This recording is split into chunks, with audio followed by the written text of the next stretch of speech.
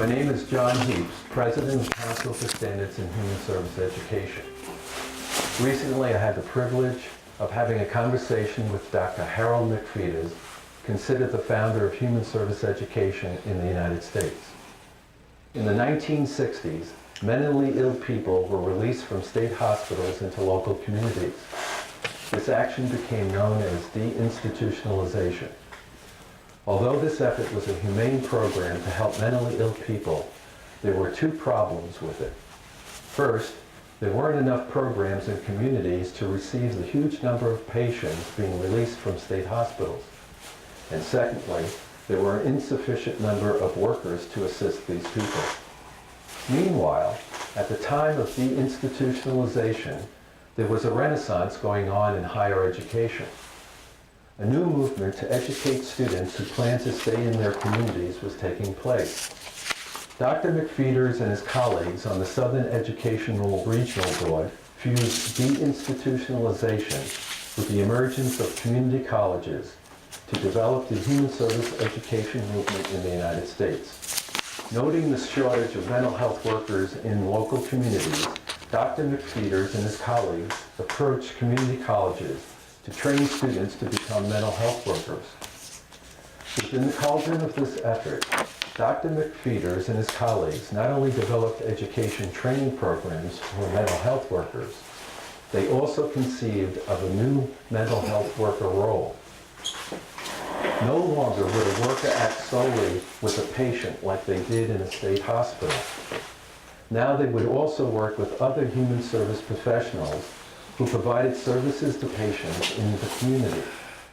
For instance, when a patient needed housing, health care, a job, or other services, the new worker would act as a broker for these services, and sometimes they would act as an advocate on behalf of the patient or as a caregiver. The new community worker had broader responsibilities than their earlier counterparts in the state mental hospitals. They worked more with community-based human service programs, and they eventually became known as human service professionals. In this film, Dr. McFeeters recounts the early days of deinstitutionalization. He tells us what a human service worker does and what traits this person must possess to be an effective human service worker. He gives us a glimpse into who he is as a person, and Dr. McFeeters shows us how he became a human service professional. Now, our conversation with Dr. Harold McFeeters, the founder of Human Service Education. During deinstitutionalization in the 1960s, how was the new role, generalist mental health human service worker, conceived? Traditionally, of course, the mentally ill and almost any kind of disabled person in America has been sent away to central institutions like mental hospitals and institutions for the mentally retarded, and schools for the blind, and schools for the deaf, and schools for juvenile delinquents and whatever. And particularly with the Johnson administration, there was feeling that ought to be deinstitutionalized, all those kinds of things, and the services ought to be provided to people in the local communities rather than in these large institutions that were halfway across the state from their families. It made it very difficult for them to ever get out and get back in the community. So there was a movement across the country to deinstitutionalize almost all kinds of programs. Now there had been a national commission on mental health in the Eisenhower administration that had made recommendations about manpower. And of course, we were short of all kinds of professional manpower, psychiatrists, psychologists, psychiatric nurses, social workers, and so forth. And we had other projects here to try to start more programs and strengthen the programs in the South. But the recommendation that came out of that was that there needs to be the development, in addition to more training programs for those people, for new kinds of manpower.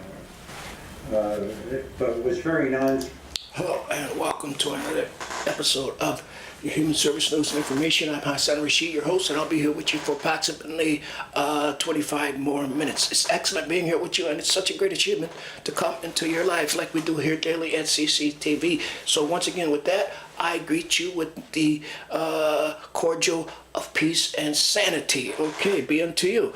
All right, I guess you're wondering a little bit about that intro, that introductory video. That was an interview with Harold McFeeters. Some of you may know who Harold McFeeters is.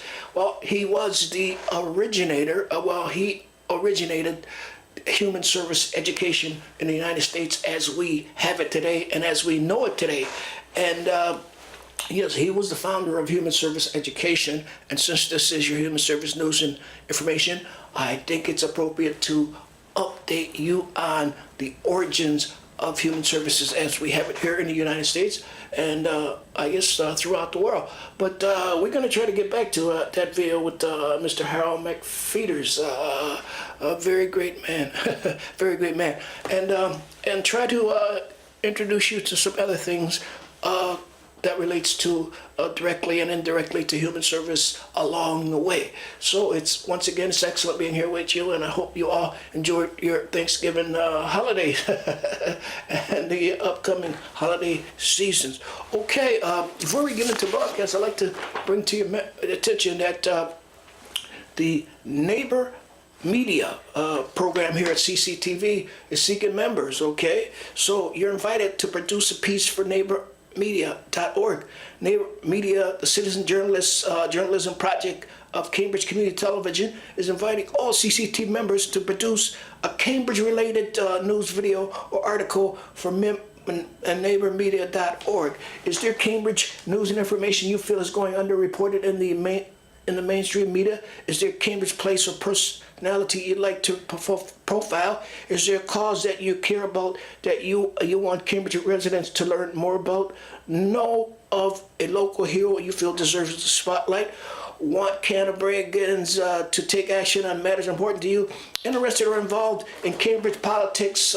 You're invited to produce a piece for neighbormedia.org. So if you'd like additional information on how you can do all those things, you can contact Frank at 617-401-4007. Once again, that's 617-401-4007, or via email at frank@cctvcambridge.org to learn how you can submit your piece to Neighborhood Media. We look forward to your news. That's produce piece for neighbormedia.org. You check it out. Okay, I got another little item here I want to begin to prep you for. It's more information on the origins of human services as we have it here in the United States. And this is a short article by the National Organization for Human Services. And there are the biggest human service entity in the United States. And I want to tell you a little bit more about them. Okay, the National Organization for Human Services, acronym NOHS, was founded in 1975 as an outgrowth of a perceived need by professional care providers and legislators for improved methods of human service delivery, with the support of the National Institute of Mental Health and the Southern Regional Educational Board. NOH, that's National Organization of Human Service, focus its energies on developing and strengthening human service education programs at associates, bachelor's, master's, and doctoral levels. So if you're currently enrolled in college on one of the three levels, associate degree, bachelor's, master's, or even PhD, you can attain a scholarship from these people here, the National Organization for Human Services. So in later episodes, I'm going to tell you how you can get scholarships for human services, clean up until doctoral studies. Okay. There's another thing I'd like to bring to your attention that I just discovered that it's educational related. Educationally related. It's about Wellesley College. Wellesley College, that's a all-women's college over here in Eastern Massachusetts. And you know what? they select the first black president, okay? And she was a female. That's Dr. Paula Johnson, will head the all-women liberal arts college, Wellesley University. Dr. Paula Johnson, Johnson, career as a physician devoted to women's health, she says has actually prepared her for her new career as a college president, more specifically as the 14th president of Wellesley College, the preeminent liberal arts college or women's just outside of Boston. Everybody here in East Mass know where that is. Okay, I view the president as the capstone of my career, which has been devoted to the advancement of women through education and faculty development, and by working to improve their lives, their health, and well-being, says Johnson on the announcement of the appointment. She is the first African-American woman to serve as president of Wellesley, which was established in 1870. The college, with more than 2,300 undergraduates, has long been recognized for its diverse student body among private liberal arts colleges. So I want to congratulate Wellesley College's first black president. That's Dr. Paula A. Johnson, and congratulations, and may blessed days be rewarded to you for your services to our women, all the women who attend Wellesley College. Okay, I got another video here I want to try to introduce you to. There's not enough time and we can't do everything that we would like to do in a half an hour, but this is another little introductory video on human services. Okay, so, let's, that's the wrong one right there. Okay. This is the one, so you're right now. Hey, this guy been broadcasting about human services for quite a while now, and we haven't understood the first thing about human services. Well, this is the time, and I said eventually we're going to get to these things if time doesn't permit. So here's something right now you may enjoy.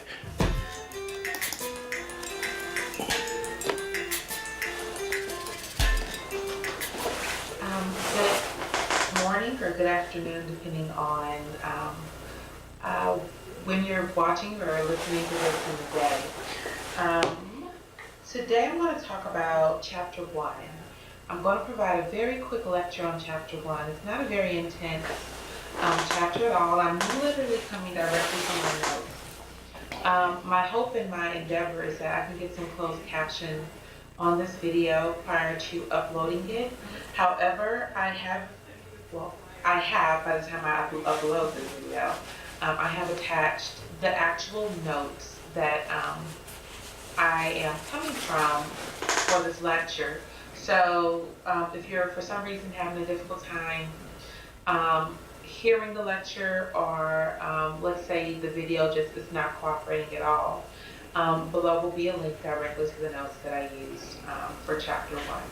Okay, so this is coming out of Chapter 1 in our textbook. I said text, I sounded like I was at church for a moment. This is coming directly out of Chapter 1 in our textbook. An overview of the human services by Christy Connell. And Chapter 1 starts out with this very simple question of what are human services? So right away, I want to bring your mind, your understanding to three keywords: multidisciplinary, eclectic, and holistic. Again, those three terms are multidisciplinary, eclectic, and holistic. Multidisciplinary simply means that multiple disciplines, social workers, psychologists, medical doctors, therapists, case managers, community support workers, judges are coming together in order to help your client. That is multidisciplinary in a nutshell. Multiple fields, multiple disciplines coming together for the benefit of your client. And then holistic simply refers to the fact that we look at our client holistically, right? Meaning that we look at our client from the psychological, from the physical, and from the spiritual and the social perspective. We look at our client as a whole being. And when we create our treatment plans, when we create our interventions, we do these keeping in mind that our client is full of depth, right? There's not just, this one particular issue and that's it.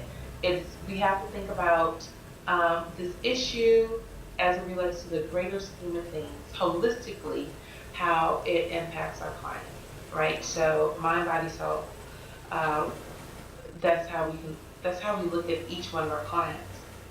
And eclectic means simply that we borrow techniques from multiple approaches, right? So I might borrow a technique from this theory, or borrow a technique from this model, or borrow a technique from this approach to help this client. It really doesn't matter. It really doesn't matter which technique or which theory we're coming from when we borrow these techniques. What matters is our rationale behind why we're doing what we're doing. So how come you're using that particular intervention? What's your rationale behind that? Is it simply because you couldn't think of anything else? Or is it because you read your research, you read articles, you reviewed the data that was available on this particular need, and it really makes sense that you use this particular approach, right? So again, those three terms are multidisciplinary, holistic, and eclectic, all right? Don't forget those.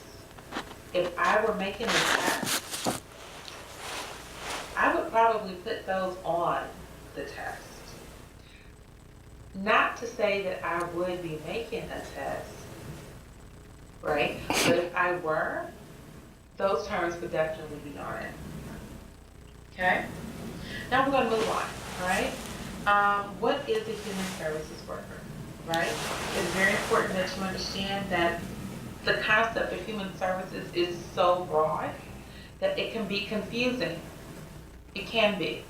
But simply put, a human services worker can literally almost be anyone from any field. I know, it's a lot.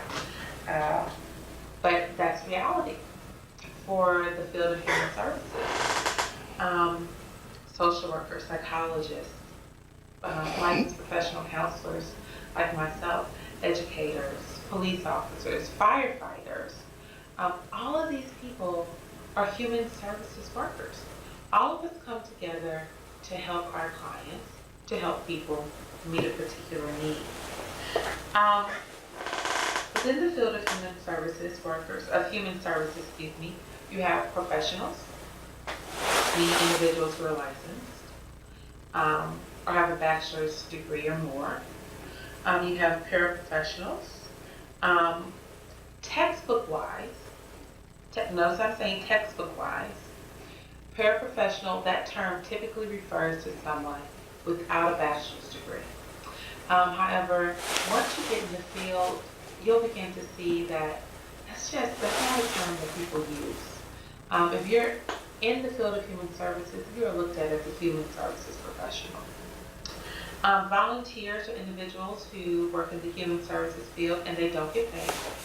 They don't get money, they don't get credit for school, they get nothing other than the satisfaction of helping someone else.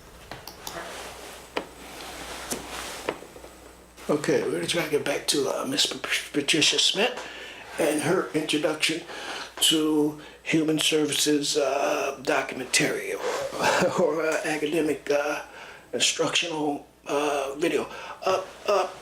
I like to just give you a rundown of what's going on at the State House. That's the Massachusetts state budget process. You know, we're at just about the end of the year, and it's almost about time for these guys to be formulating a new budget, a 2017 budget. But I want to just give you a little rundown of what has happened up until this point and what we can expect through the rest of the year and early part of 2017. Okay, so far, state agencies prepare their budget, sometimes holding hearings, and then submit their budgets to the Executive Office of Administration and Finance. And this is what was happening. This is the phase of the building the new budget and applying it, implementing it. This happened in July. This is what they were doing through July through October 2016. October to November, this current phase, the Administration Finance Department reviewed budgets submitted by the state agencies and their recommendations to the governor on how much each agency budget should be. Late January, the governor publicly releases his budget recommendations as a budget bill called House 1. It immediately goes to the House Committee on Ways and Means. Early to mid-February, the ANEF advocates urged their representatives to include ANEF priority issues, funding, and language among the representatives' prior issues list sent to Ways and Means Committee. Mid to late February, members of the House representatives communicate their priorities to members of the House Ways and Means Committee as part of preparation to draft the House budget. Okay, so late February to mid-April, the House Committee on Ways and Means reviews, modifies the governor's budget. Mid-April, the House Committee on Ways and Means supports out its version of the budget to the full House representatives. Mid-April, the ANEFH advocacy alert several days after the, I don't know what that acronym means, but I'll find out and share it with you in the future. Urge representatives supported key issue amendments. Late April, week after school vacation, the full House then debates and votes on amendment or alterations to the House Ways and Means budget. April, May 2017, senators communicate their priorities to members of the Senate Ways and Means Committee. The ANEF advocates communicate the preferred ANEF budget request to the senators. Mid-May, Senate Committee on Ways and Means reports out its version to the full Senate. Mid-May, and ANEF advocates alert several days after the WM budget reported urges senators to support key issue amendments. So the next week in May, the full Senate then debates and votes on amendments or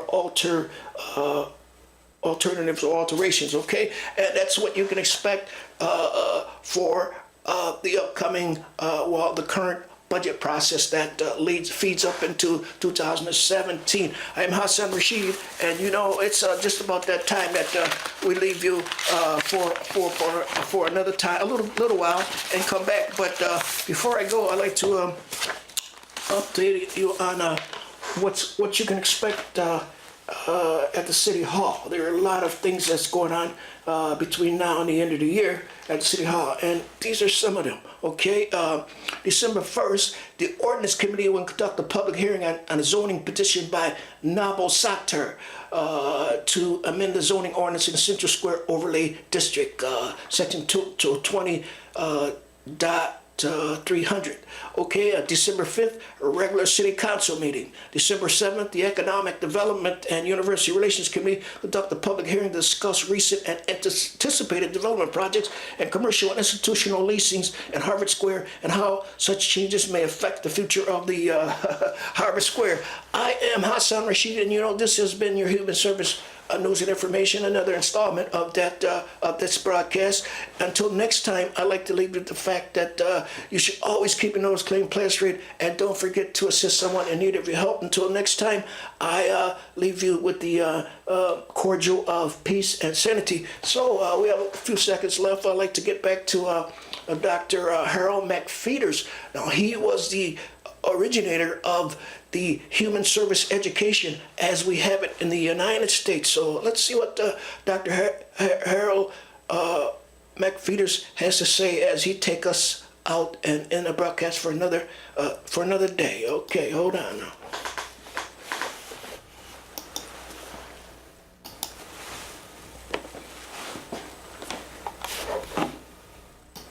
Specific of what that might be. Now, there was also a program started at that point called the New Careers Program at the federal level to develop new kinds of careers for people particularly people like veterans coming out of the military services, so that they might have some kind of job. And our project came along right at that time, and we had some discussion at our Commission on Mental Health and Mental Retardation about whether we should give some leadership to that in the South. Because of course we had more manpower shortages here than most sections of the country do, and particularly in the outlying areas. I mean, barely enough for in the big cities and all that. Like when I was Commissioner of Mental Health, other than the psychiatrists in the state mental hospital, we had private psychiatrists only in Louisville, a couple in Lexington, and one in Covington. Paducah, Bowling Green, many other places, no psychiatrists at all, and very few social workers or psychologists.